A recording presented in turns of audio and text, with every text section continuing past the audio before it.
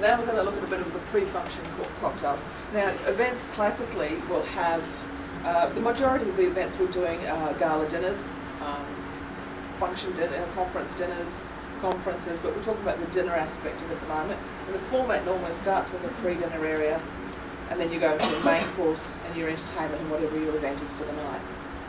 So we're just going to look at what we can do.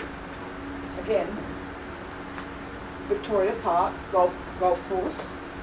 Nice balcony, very bland, very basic.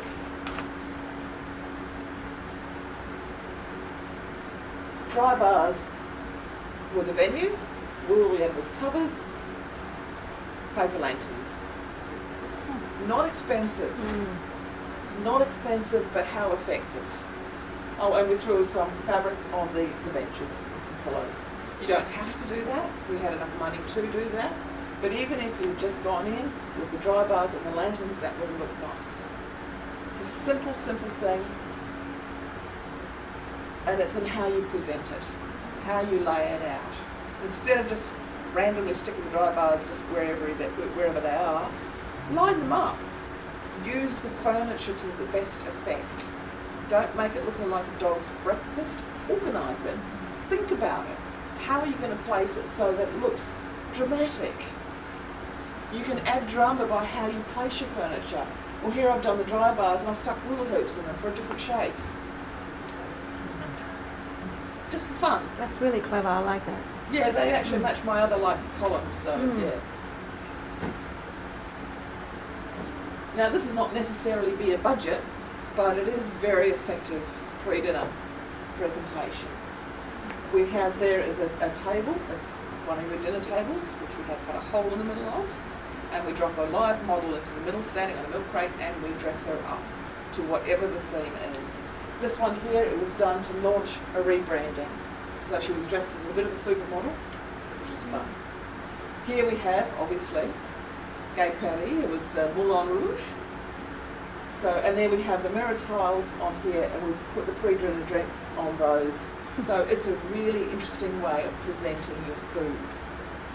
We've done similar things for lunches, where we've done the tables, we've set them up with a clover leaf, we've put a model in the middle, we put all the lunch around it. And that's it. No more other theming, that was it. We just presented the food.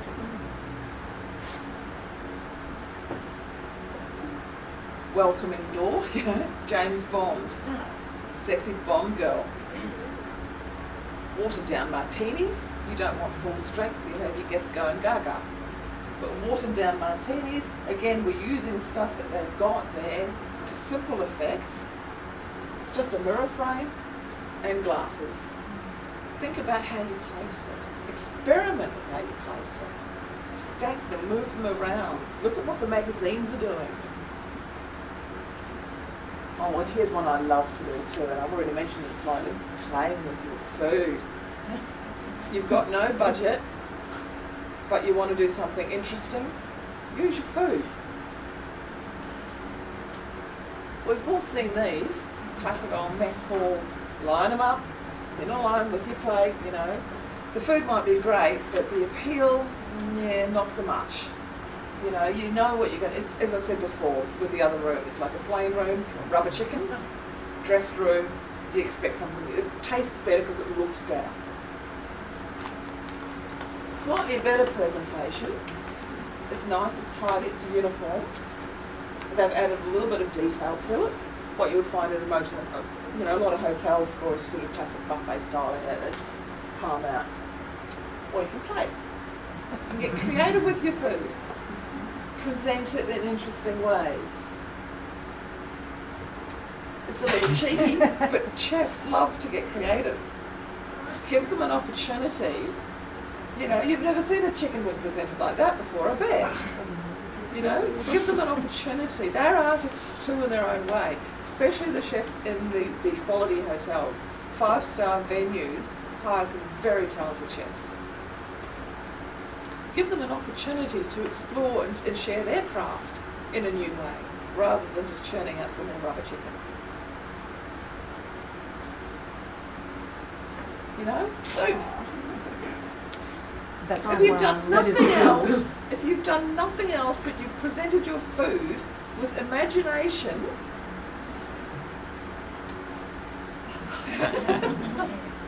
I mean, that is one of your wax candles, you know, the skull candles around, somebody's wrapped it with prosciutto. How cool for Halloween. Imagination. Look at how you use things differently. You know, it's a wax candle. Do you have to use it as a wax candle? You know, can you use it as a structure to support another design? I suppose you could almost see this one being a bit, I was going to say Madonna, no, who was it? Lady Gaga. Lady Gaga. Gaga, thank you. Lady Gaga. With the meat dress. But see, dessert buffet.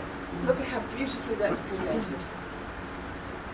It makes you want to go up there and eat it. Has it cost them anything to do that? Not really, because they will have had the spoons and all they've done, in fact, they're probably saving on dishes. You know? So it's how you present it with some thought, and you can turn something that's quite ordinary into something that's quite extraordinary. This is, what do they call it? VM. I know the term for it. What's the term for it? You would know, maybe you do know the term for it, I don't know. When they do supermarket shelves and they stack mass quantity. Hmm? Oh, look, there's a particular term for it, I forgot Visual what it is. merchandising. Sorry? Visual merchandising. It is visual merchandising, yes, but there's a term for this style of visual merchandising when you're presenting one product en masse and you're using precision to present it. There is a term for it, it's completely gone out. I mean, that also looks, you've got your hot boxes, your Bain Marie's, but doesn't that look appealing? Now, in a hotel, chances are they may have flowers. You can use all sorts of things. I mean, I've done a little work in the kitchen here just using palm fronds for my garden. So, you know, most people have palm fronds in a garden somewhere they can access. But you can do a lot with a little. That's probably a bit more on the champagne end of the beer budget. But again, beautifully presented food using risers and different levels on your buffet. And that can be done really easily. Milk crate, cardboard box, styrofoam box, whatever. Underlying pieces that you can use to create your layers, and then you cover it with linen. So you can create levels of interest in a buffet, cover it with linen, and present your food with thought.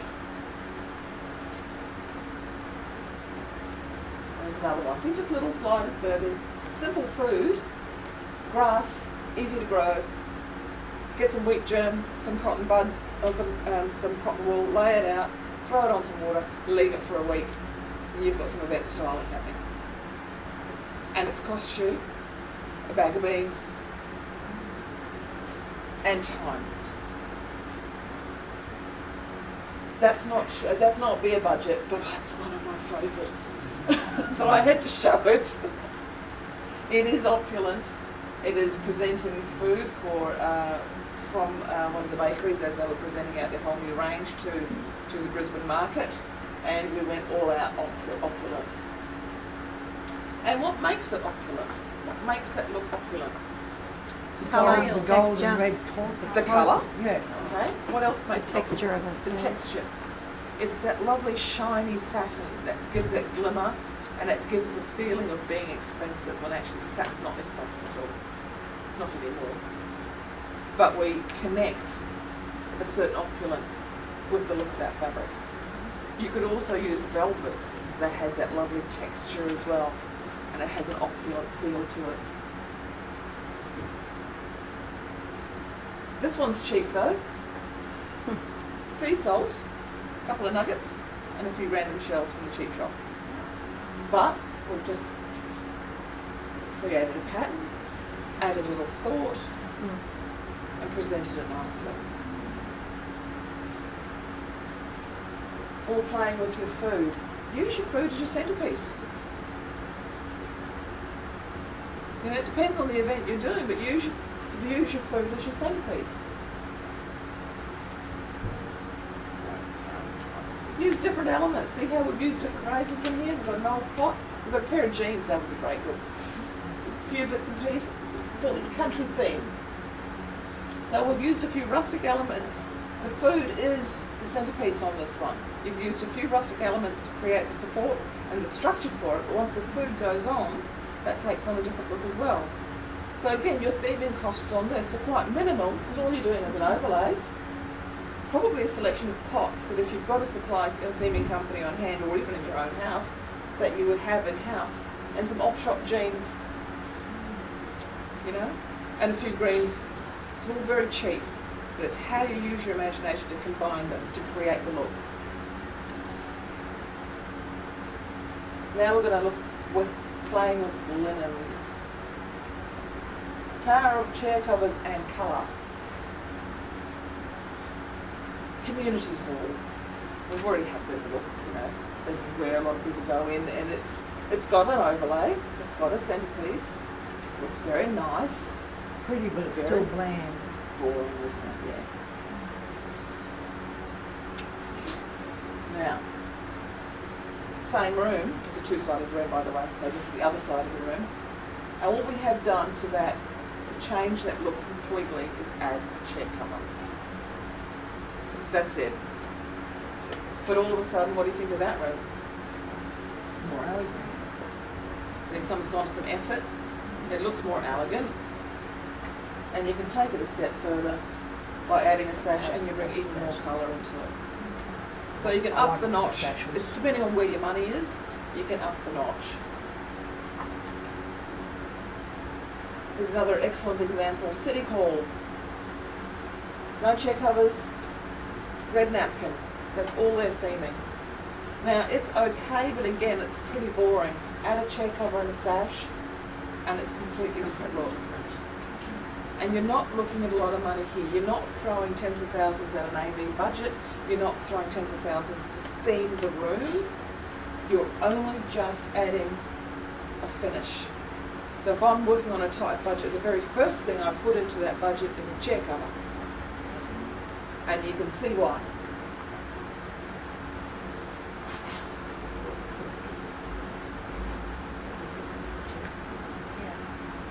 Same room, an hour apart.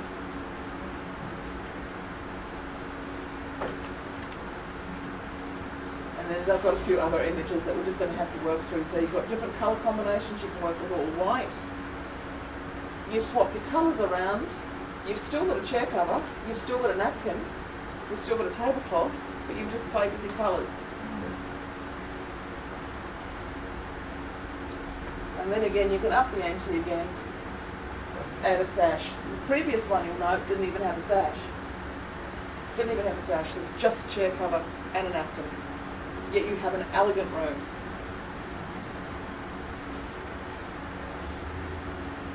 Back to that one.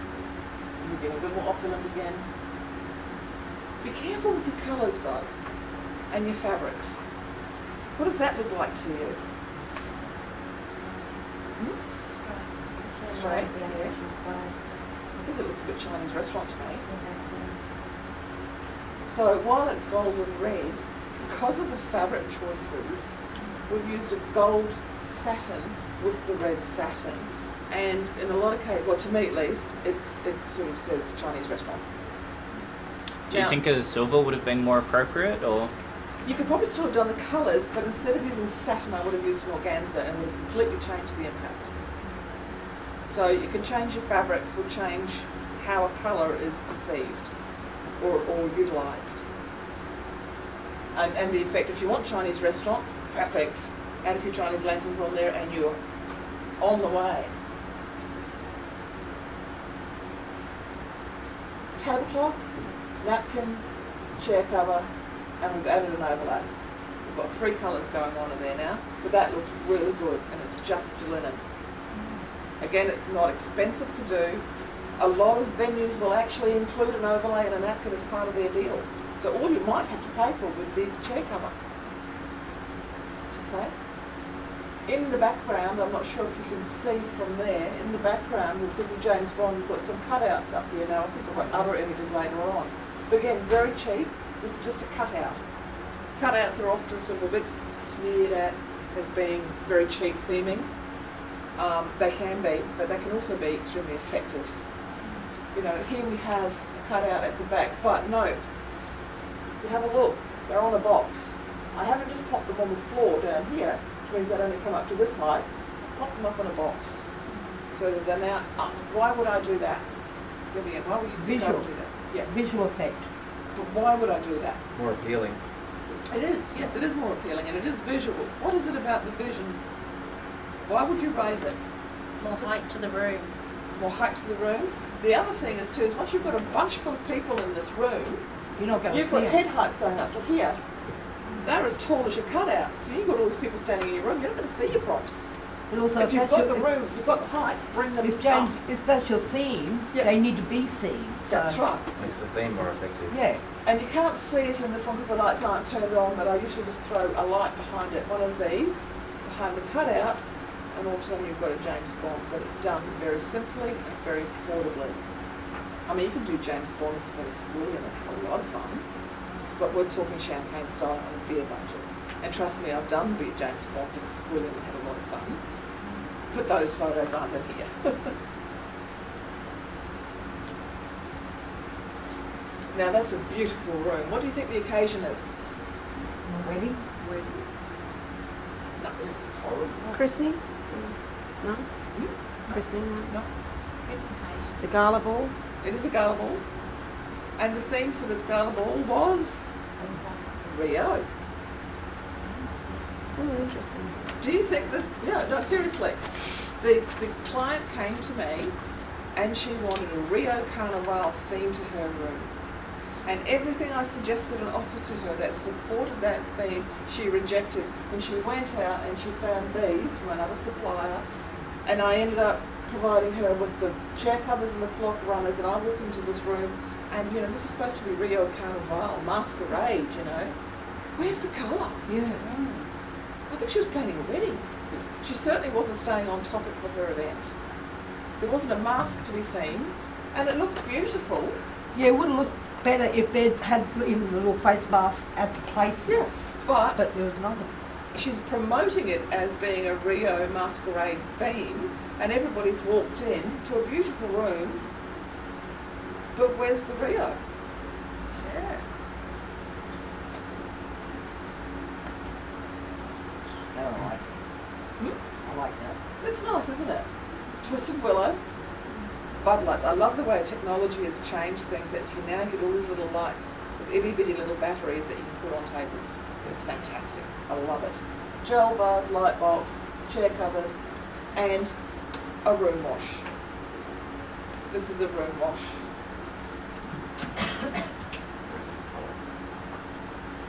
I mean, this is what lighting can do to a room, and that's what it can do to a room as well. So note how the colours go up the walls and they spill off the ceiling, and we'll talk more about that later too.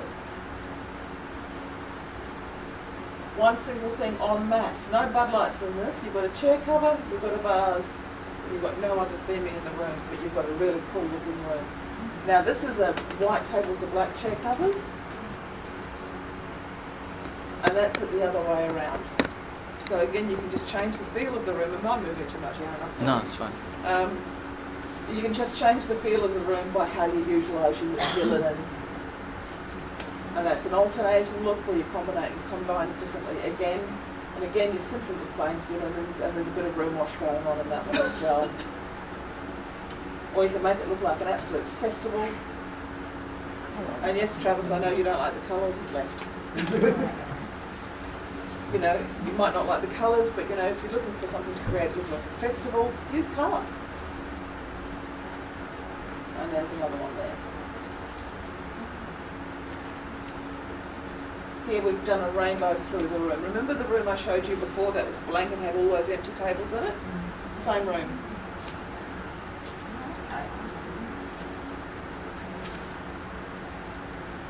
Adding this napkin detail. For colour, you can just stick napkins in your glasses. You don't necessarily need to use them. I'm not fond of paper napkins at events. I think they're a bit cheap and careful. But they are a cheap way to bring colour in to an event. And here we've talked about napkins before. And I think I need to edit some of these slides because I've got too many. And this was my problem. I've got so many. It's just like, which ones do I use? Which ones do I not? But you can have a lot of fun with napkins. So if you've got no money at all, but every venue will provide you with a napkin, you can actually have a lot of fun with napkins. That's a very pretty napkin. You can use inserts to bring colour into your table, and as I said before, you can use paper ones that you just very classic look, stuff into a wine glass. I think there's another image there where we've actually here it is. And these ones here, they've actually put their wine glasses with their napkin on their side for a bit of different look.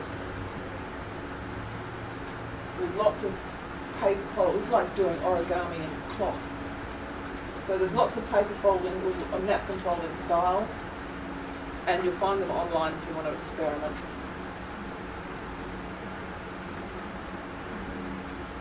Centerpieces, we're just going to do a quick historical peek as we're getting up to morning tea. Back in the day, when we first started doing centerpieces, they were quite involved and very themed. There was an era quite some time ago when theming was the thing you would do. You'd go into an event and you would turn it into someplace else. Nowadays we call it more event styling, and event styling is more about working with the room and just making it look attractive and a nice place to be. But there used to be a time when you would actually really put a lot of detail in your theming and try and turn this ballroom into a completely different part of the world. So you'd have a lot of different components. You know, a bit of Japan, a bit of China. Bit of cheap and cheerful, good old posy box with a few cardboard, records in it. Again, cheap and cheerful. But I like this one. This is a little bit more upmarket, but still cheap and cheerful. Just an interesting shaped box, bit of feather boa and some flowers. These days the centerpieces are a lot less made to order. They're not, what's the word for it, bespoke. They are generic. I call them plonkums. You'll find they've got a lot of places, they've got warehouses full, they've got them on the shelf, they're pre-done, you can go order them from a book, they take them on the shelf, put them in the truck, stick them on a table, no effort. Great turnover, good money earner. They look okay if you like that sort of thing. Some of them are better than others, but the days when we used to do these very involved bespoke centerpieces are a bit beyond us now, unfortunately. We're doing a lot more of this sort of stuff and variations thereof. That's an older one, that's just a vase on a light box. Our company, by the way, was one of the first in Brisbane to have light boxes. And trust me, I spent, I think it was a couple of weeks hand making each little one of them. And back those days I took the big dolphin torches, gutted it, took it apart, restructured it all, shoved it in the smallest box I could find to get a light box. Now you can buy down for $4 to get an LED thing, but in those days it just simply wasn't available. So that's how we got the light boxes. We restructured the dolphin torches and just sat there with a staple gun and manufactured these little boxes.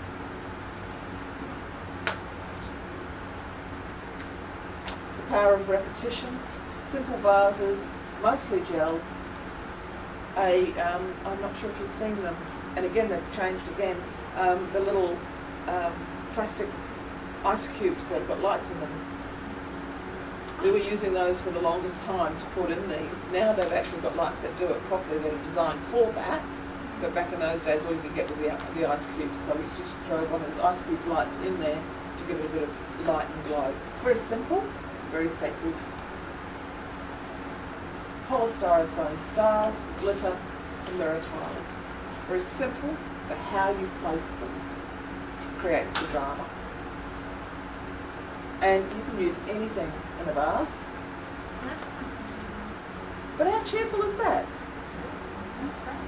You know, it's bright, it's cheerful, it complements what's going on elsewhere.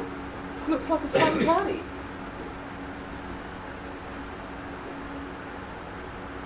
Did a lot of these mainstream stuff. Bullet vases were all, you've seen them, I'm sure you'll have seen them where they've done them, where they've got the orchids in them and the flower and the water and things like that. We decided that was just too messy, and getting the flowers all the time was too expensive. The silk ones went soggy. So we came up with this particular design, and it worked really well because we would take a sash, the same sash that was on the chair cover or your runner, in there with your crystals and a light, and it was a completely coordinated look, very easy for us to work with and manoeuvre and use. They would go in and out of their boxes, and off we went. All we had to do was flip on a light. The martini vase is another favourite. When they first came out, those puppies were over $100 a vase to buy.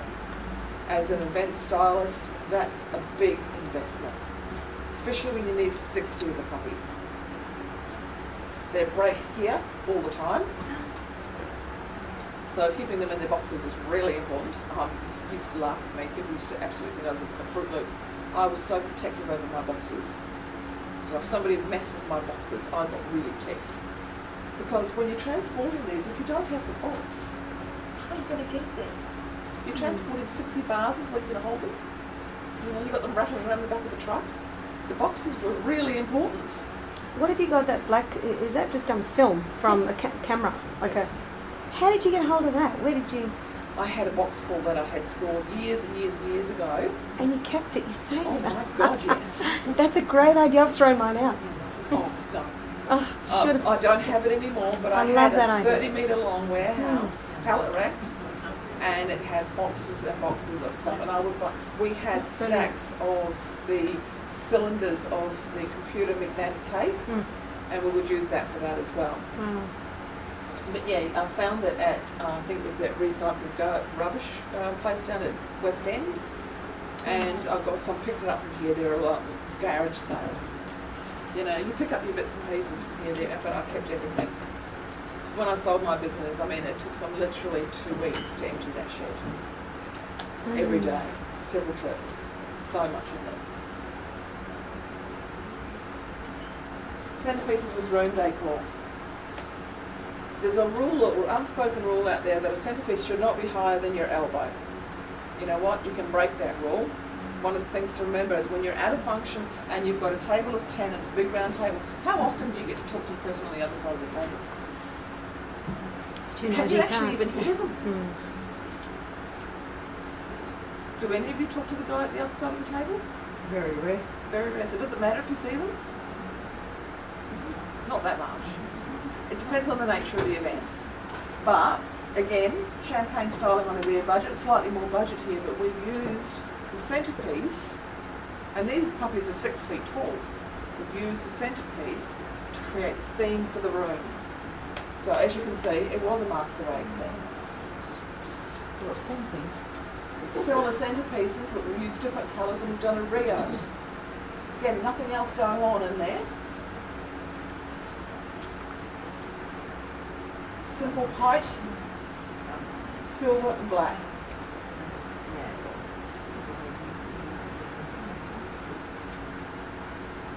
That whole big room there with all that massive ceiling in there. The wild grasses, again, these grasses are 6 feet tall, but they're wispy. So they don't take a lot of visual weight, but they have an impact. And then from certain angles, you know, you've got that drama of line going through your room. So you can still see through it, but you've got this height and you've got this theme going on. And this is one of my favourite ones. Balloons are for kids' parties. Really? I don't know. I think that looks like a great party. I want to go to that one. Okay. We talked earlier about my awards that I've won. This was the puppy that started it all. I did that in Adelaide, and it's the first time that particular technique was used. How many years ago was that? That would have been 94. It would have to have been 94 because this was 95, or was this 96? Queensland Art Gallery, the Watermall. Oh, good on you. You know how you That's say great. setting goals and put it out there in the universe? Hint, be specific. Okay, I always said, I want to exhibit in an art gallery. A goal, a bucket list item, I want to exhibit in an art gallery. Well, I did.